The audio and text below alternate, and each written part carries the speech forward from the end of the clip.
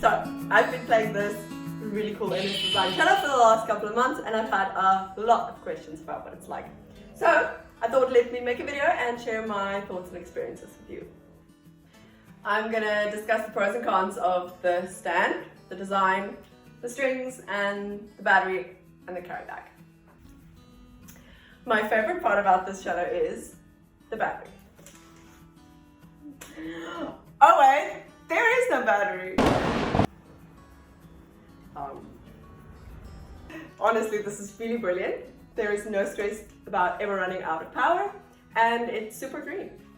I really like to move while I play, and the biggest problem is when I move, the cello stays, and that takes quite some getting used to. A big advantage of having it on a stand is that when you want to put it away or you want to put it aside between your sets, all you have to do is this. The cello can move on this axis and also here. Yeah, and it took me like a good while to figure out what the angle of the cello is if you're not actually leaning it against your body like any other acoustic cello or other electric cellos. So NS Design did come up with a very cool solution for not having the cello on the stand, and that is their boomerang body strap, which you can order from their website. I don't have one and I didn't get to play with it, so if you have, why don't you comment and let me know what it was like, the design. So the left side of your cello usually tells you exactly where your fourth position is, and hi Jane, obviously plays a big role in intonation. It's quite important.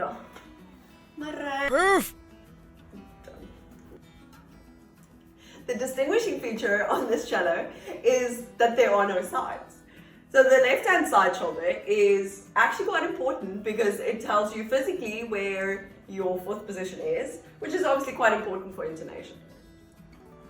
In the same breath, because it doesn't have a left-hand shoulder, you can move freely up and down with your left hand without changing the angle of your elbow.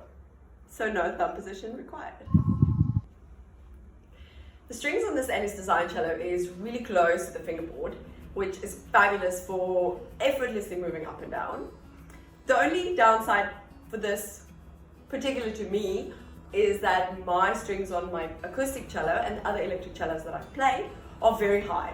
And I use quite a bit of right hand pressure to make a good sound. And with this cello, the similar pressure would then allow the string to touch the fingerboard and then make a little bit of a, well, rhymy sound.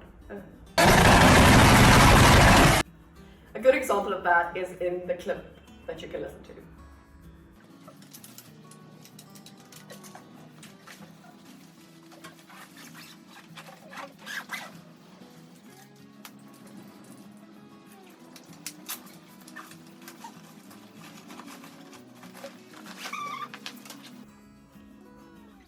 Thank you for watching, guys. Please go like, follow, subscribe, comment, all of those cool things.